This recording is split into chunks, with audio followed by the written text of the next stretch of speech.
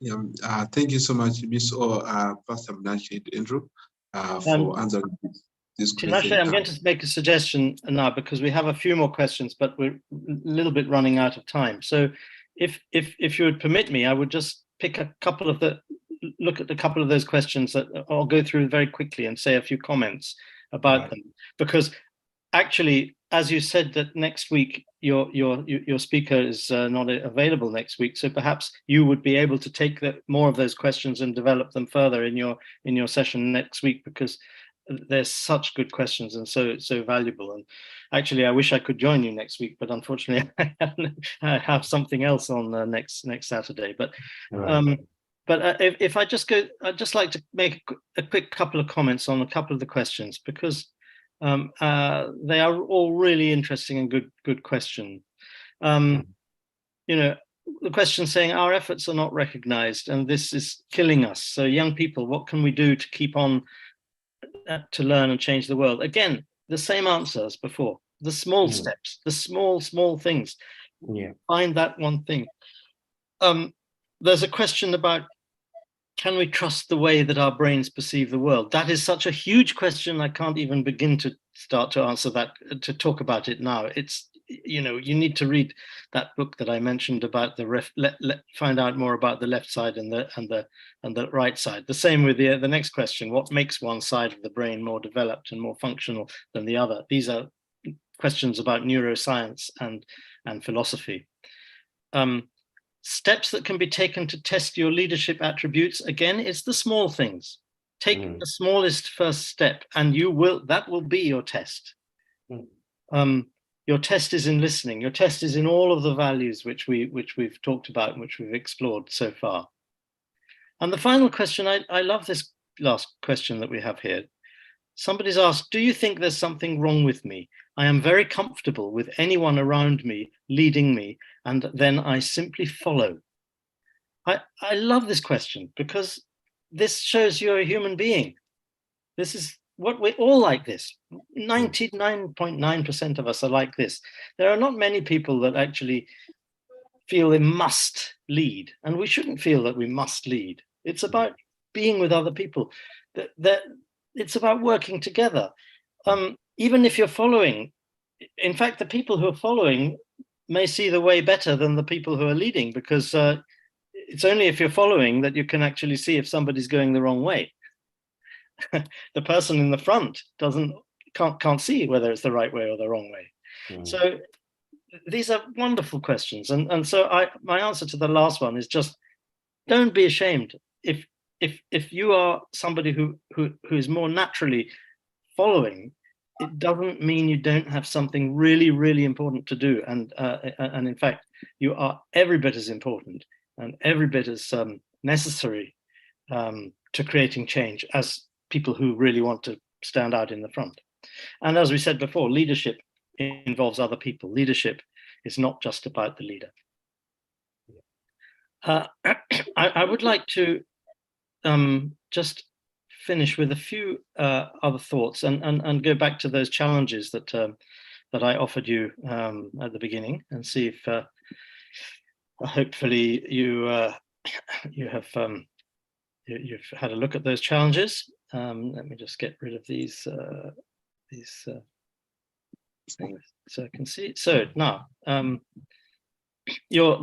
dots. I wonder how many people managed to find the way, because this is one of those things, and this illustrates leadership as well. Some of you, I'm sure, know this puzzle, and some of you will have solved it immediately. But for those who are maybe struggling or maybe can't understand it, let's suppose as you did this, you drew 4 lines and then, oh, you lost one. How do you get to that one? Or maybe you tried it this way. 3, 4. Oh no, you lost one. And this is typical. And you think this is impossible. How can you do it? There's no way with the 4 lines. So let's suppose that we start here. Who told you to stop there? When you see those dots, you think it's a box. Yeah. But nobody told you that you have to stop at the corner. So what happens if you don't stop? And then you see you can draw the line somewhere else. Number 2. Number 3. Number 4. And you will have heard the phrase so many times, thinking out of the box, thinking outside the box. All of these management people like to talk about that. This is what it means. Thinking, this is literally thinking outside the box, trying to go beyond, trying to not say we must stop here, but no, we go on a little bit and we'll see something different. Here's my A to Z. And some of you will have had similar things and some of you will have different things on your list. Authenticity we've talked about, and Miss O mentioned that word just now. Belief, very important, to believe in what you're doing and to believe in yourself and to believe in other people and to believe in the things that you believe in. The 4 C's, as we mentioned, creativity, critical thinking, collaboration, and curiosity. And then, as was mentioned by Tulo earlier on, commitment, a very good 5th one. D, diversity. We need those different people around us, people who think differently and who have different skills. Equity, not just equality, but equity. How do we give people the equal opportunity that we desire? Because you've probably seen the famous picture of people standing by a wall, looking over the wall. And one of the people is very small, so you give them the opportunity, the equality of opportunity to look over the wall, but they're not big enough to look over the wall. So equity means you have to give them something to stand on so that they can reach the same height as the others. Fun and friends. Fun is massively important in everything. I usually say if something is not fun, then it's not worth doing. If you don't enjoy what you're doing, how can it be good? Generosity is my G. I think we should be generous to other people, not just in money, in terms of money or gifts or this side of thing, but the way we think about other people. We should be open. We should be generous to their way of thinking. We should not just impose our own ways. Hope. Without hope, we are nothing. Integrity, we mentioned quite a lot, and justice is my J. Kindness, it goes with generosity, being kind to other people, no matter who they are, no matter what we might think about them. And L is loyalty and listening. Loyalty is one of those words we don't hear enough these days. M, memory, remember. Remember who you are and where you came from. Remember the things from the past. That shapes your future. Names, of course, is my N, and you know why. Observation, look around you. It's linked to listening, of course, and linked to curiosity. Perseverance, we talked about that today. Keeping going, you must keep going. Don't give up. Questioning, of course. Asking yourselves and other people, why? Why do I think that? Why do you think that?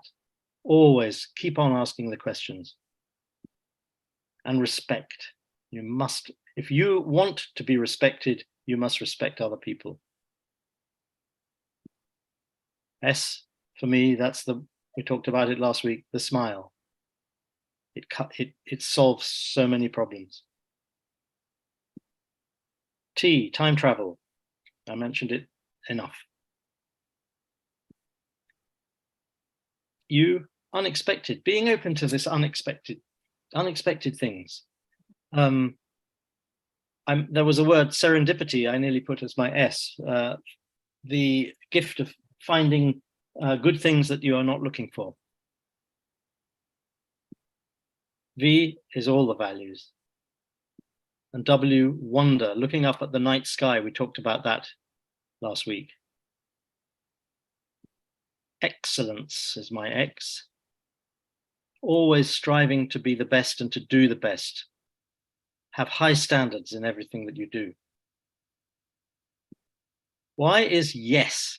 Saying yes to things, not being one of those people who always say, it's too difficult. No, we can't do that. No, I can't. No, I don't. No, just say yes and then find out how. And my Z is Zimbabwe today, because I was there recently. I found it a country which taught me so much. I want to come back, and because our hosts, the Higher Life Foundation, are from originally Zimbabwe, and I want to say a big thank you to them.